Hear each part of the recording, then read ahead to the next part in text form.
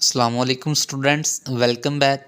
हमारा discussion new syllabus 2025 ninth class math chapter number 2 logarithm exercise number 2.1 पे discussion जारी है, जिसमें हमने क्वेश्चन नंबर 1 से लेके क्वेश्चन नंबर 5 तक 1 बाय 1 क्वेश्चंस किए हैं। आज इंशाल्लाह क्वेश्चन नंबर 6 भी कंप्लीट करेंगे, जिसमें हम देखेंगे इसके पार्ट नंबर 1 से लेकर पार्ट नंबर 3 तक। ठीक है, तो आगे जो चौथा, पाँचवा, छठवां, ये हम लेक्चर नंबर 8 में डिस्कशन करेंगे इसके। ठीक है, तो इसमें देखें ज़रा, ये क्या कह रहे हैं जी, find the value of the following and write your answer in scientific notation. ठीक है, हमने इनकी वैल्यूज़ फाइंड आउट करनी है और अपना आंसर किस में कन्वर्ट करना है, साइंटिफिक नोटेशन में। ठीक है, तो जिसको नहीं पता साइंटिफिक नोटेशन क्या होती है, तो प्लीज़ वो लेक्चर नंबर 1 ज़रूर देखें। ठीक है, हमने लेक्चर नंबर 1 में इसके बारे में डिस्कशन की है। अब देखें पार्ट नंबर 1 में क्या कह रहा है, 9.6 multiply by 10⁻11 divided by 2.4 multiply by 10⁻5। ठीक है, इससे पहले आपको कौन सा रूल पता होना चाहिए, डिवीजन रूल। ठीक है, डिवीजन रूल क्या होता है, यानी इसको याद करना पड़ेगा। जब क्वेश्चन पेपर में आएगा ना, तो आपने ये साथ डिवीजन रूल साथ लिखना है, इससे ना इंप्रेशन अच्छा पड़ेगा। अब देखें डिवीजन रूल क्या है, A multiply by 10⁻m divided by B multiply by 10⁻n equal होता है हमारे पास A divided by B multiply by 10⁻m-n। ठीक है, ये क्या कह रहा है, यानी first value multiply by base, base क्या होगी, सेम, यानी यहाँ 10 है तो यहाँ 10 ही होगा, लेकिन m कुछ भी हो सकती है वैल्यू, यहाँ a की वैल्यू कुछ भी हो सकती है। इसी तरह b की वैल्यू कुछ भी हो सकती है, for example 1 2 3 4 5 and so on. इसी तरह बेस 10 ही होगी, बट ये हमारे पास इसकी पार क्या होगी, डिफरेंट होगी। ठीक है, कुछ भी हो सकती है, ज़रूरी नहीं n ही हो। n मीन यहाँ कोई भी इंटीजर है। ठीक है, 1 2 3 4 5 equal to a divide b। ठीक है, a divide b multiply by 10⁻m-n। a को हम b से क्या किया करेंगे, डिवाइड करेंगे, और 10⁻m-n, यानी m मीन ऊपर वाली वैल्यू माइनस n मीन नीचे वाली वैल्यू। ठीक है, तो इसको ज़रा सॉल्व आउट करते हैं, देखते हैं ज़रा क्वेश्चन देखेंगे, ज़रा ये सिंपल हो जाएगा। देखें ज़रा इसका सोल्यूशन फिर क्या होगा, देखते हैं ज़रा। ये लिखेंगे सबसे पहले, तो हम देखें इसको ना डिवीजन फॉर्म में लिख लें, 9.6 multiply by 10⁻11 divided by 2.4 multiply by 10⁻5। ठीक है, पहले आपने ये वाली वैल्यू लिखनी है ऊपर और नीचे ये वाली वैल्यू लिखनी है। ठीक है, तो फिर ज़रा देखें, ये बन गया हमारा a और ये बन गया हमारा b।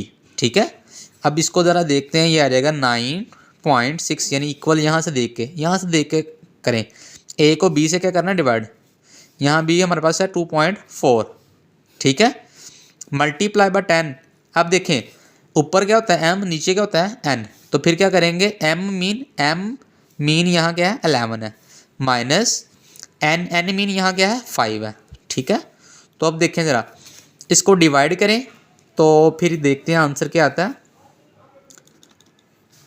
9.6 divided by 2.4। ठीक है, तो इसका आंसर क्या आ रहा है, हमारे पास 4 आंसर आ रहा है। ठीक है, मल्टीप्लाई बाय, अब देखें ज़रा इसको साइड पर रख देते हैं, तो ये आ जाएगा 10⁻। अब देखें 11 में से 5 क्या करना है, हमने माइनस करना है, तो 11 में से 5 माइनस करेंगे क्या आ जाएगा 6।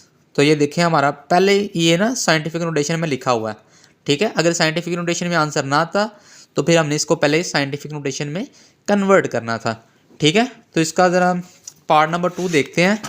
पार्ट नंबर 2 में क्या कह रहे हैं जी, वो कह रहा है 3.15 multiply by 10⁻⁻9 divided by 7.0 multiply by 10⁻6। ठीक है, अब देखें यहाँ भी डिवाइड है, यानी इसका मतलब यहाँ भी कौन सा रूल लगेगा, डिवीजन रूल लगेगा। तो डिवीजन रूल क्या है हमारे पास, a multiply by 10⁻m divided by b multiply by 10⁻n equal to a divided by b multiply by 10⁻m-n। ठीक है, same as it is question number part number 1 की तरह। ठीक है, तो इसका ज़रा देखते हैं, पहले इसको डिवीजन फॉर्म में लिख लें, multiply by 10⁻9 divided by 7.0 multiply by 10⁻6। ठीक है, इसको डिवाइड फॉर्म में लिख लिया। अब देखिए हमने क्या करना है, a को b से डिवाइड करना है, तो ये आ जाएगा हमारे पास 3.15 डिवाइडेड बाय 7.0। ठीक है, असल में ये वैल्यू होती है ए की और ये वाली बी की, इसी तरह ये वाली वैल्यू होती है एम की और ये वाली वैल्यू एन की, ठीक है। मल्टीप्लाई बाय 10 इसके बाद आप देखें यहाँ एम है, एम मीन यहाँ क्या है -9 है, माइनस डालेंगे साथ और क्या डाल देंगे एन, ठीक है, एन मीन 6, ठीक है। वैसे भी अगर हम देखें ना तो देखें ये +6 है ना, तो +6 ऊपर जाके क्या हो जाएगा -6 हो जाएगा, ठीक है। तो देखें अब हमने क्या करना है, इसको इससे डिवाइड करना है, ऊपर वाली वैल्यू को नीचे वाली वैल्यू से डिवाइड करना है। देखते हैं ज़रा, ये आ जाएगा हमारे पास 3.15 डिवाइडेड बाय 7.0, ठीक है। तो इसका आंसर क्या आ रहा है हमारे पास 0.45, ठीक है। तो ये आ जाएगा हमारे पास 0.45 मल्टीप्लाई बाय 10 इसके पर आप देखें -9 और -6 कितना आ जाएगा -15, ठीक है। तो अब देखें ये आया डेसिमल फॉर्म में, ठीक है। डेसिमल फॉर्म क्या होती है ये भी हम डिस्कस कर चुके हैं पिछले लेक्चर्स में, ठीक है। तो अब देखें इसको साइंटिफिक नोटेशन में कैसे कन्वर्ट करेंगे, पॉइंट क्या हो जाएगा यहाँ शिफ्ट हो जाएगा, बिल्कुल। तो ये आ जाएगा हमारे पास 4.5 मल्टीप्लाई बाय 10 इसके पार आप देखें यहाँ 1 आएगा कि -1, बिल्कुल -1 आएगा, क्योंकि ये लेफ्ट से राइट की तरफ गया है, ठीक है। मल्टीप्लाई बाय 10 इसकी पावर -15, ठीक है। अब देखें जब बेस सेम हो, बेस मीन यहाँ देखें 10 यहाँ भी 10, तो वो आपस में मल्टीप्लाई कर रही हो तो उनकी पावर्स आपस में क्या होती हैं प्लस होती हैं, ऐसी है ना। देखें तो यार हमारे पास 4.5 मल्टीप्लाई बाय 10 इसके बाद आप देखें -1 प्लस -15, ठीक है। तो फिर ये आ जाएगा हमारे पास 4.5 मल्टीप्लाई बाय 10 इसके बाद आप देखें ये -1 प्लस माइनस और 15 आ जाएगा। तो इसको लिख लेंगे इस तरह 4.5 मल्टीप्लाई बाय 10 इसके बाद आप देखें -1 -15 कितना हो जाएगा -16। तो ये हमारा क्या है आंसर है, ठीक है। अब ये देखें ये किस में लिखा गया है, साइंटिफिक नोटेशन में लिखा है, ठीक है। इसका पार्ट नंबर 3 देखें, पार्ट नंबर 3 में देखें इसका ऑपरेटर कौन सा यूज़ हो रहा है, यानी ऑपरेशन इसमें लग रहा है मल्टीप्लिकेशन, ठीक है। लेकिन यहाँ देखें इसमें क्या था डिवीजन, तो इसलिए यहाँ डिवीजन रूल लगा था, बट यहाँ देखें यहाँ क्या है मल्टीप्लाई, तो इसलिए यहाँ कौन सा रूल लगेगा मल्टीप्लिकेशन रूल लगेगा, ठीक है, मल्टीप्लिकेशन रूल।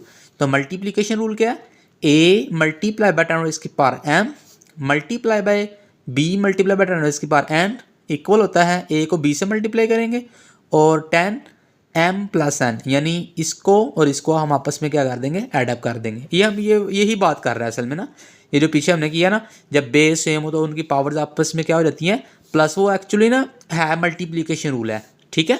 तो देखते हैं ज़रा, इसको आ जाएगा हमारे पास 8.5 मीन a है, यहाँ 6 क्या है b है, a को हमने b से क्या करना है मल्टीप्लाई करना है, ठीक है, ओके।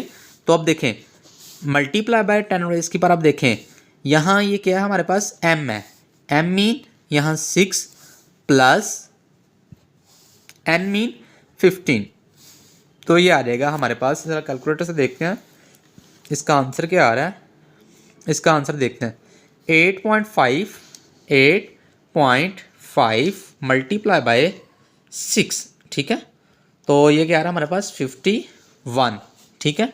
मल्टीप्लाई बाय अब देखें इसको ज़रा सॉल्व आउट करते हैं, -6 और क्या है हमारे पास +15, तो इसका आंसर हमारे पास आ रहा है जी +9, ऐसे ही है ना। तो इसको ज़रा साइड पर रख देते हैं, तो इसका आ जाएगा हमारे पास 10 रेज़ की पावर क्या आ जाएगी 9, ठीक है। अब देखें ये भी हमारे पास साइंटिफिक नोटेशन में नहीं है, इसको मज़ीद अब देखते हैं ज़रा साइंटिफिक नोटेशन में कैसे कन्वर्ट करेंगे। अब देखें कोई भी पॉइंट यहाँ से फ़र्ज किया और वो पॉइंट यहाँ लेके आ गए, ऐसी है ना। तो अब देखें ये आ जाएगा हमारे पास 5.1 मल्टीप्लाई बाय 10 रेज़ की बार आप देखें ये इस पॉइंट और इस पॉइंट के दरमियान कितने डिजिट्स हैं 1 है, तो ये आ जाएगा 10 रेज़ की पावर 1 आ जाएगी और ये एज इट इज़ आ जाएगा 10 रेज़ की पावर 9, ठीक है। तो ये आ जाएगा हमारे पास 5.1 मल्टीप्लाई बाय 10 रेज़ की पावर 1, ऐसी है ना।